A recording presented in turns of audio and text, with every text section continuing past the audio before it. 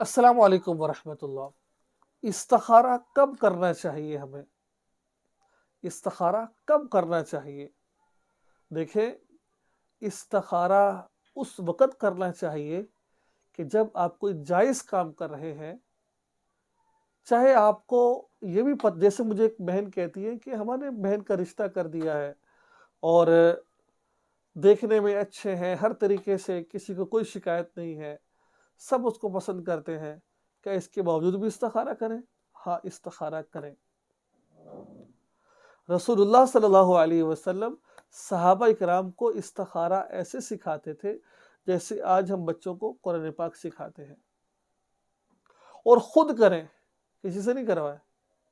देखें ना, जिस चीज़ को आप ये समझती हैं कि भाई ये तो अच्छा है, इसमें कोई बुराई नहीं है, तो असल हकीकत तो अल्लाह ताला जानते हैं ना।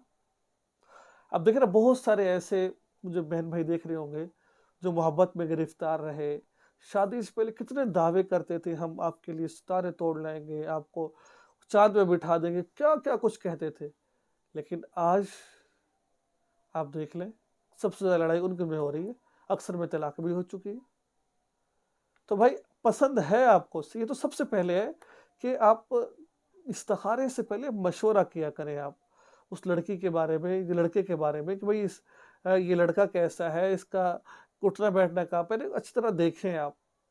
जब आपके दिल में बैठ जाए, उसके बाद कोशिश करें, इस्तिखारा करें, अल्लाह हमने तो तसल्ली कर ली है, अब गैब का इल्म तो आप नहीं जानते ना, गैब का इल्म आप जानते हैं। अब हम इस्तिखारा करेंगे, या अल्लाह अगर बेहतर है तो कोई इशारा कर दीजिए, अगर बेहतर नहीं है तो भी कोई ऐसा सबब मुहैया फरमाइए कि ये हमसे दूर हो जाए ये रिश्ता।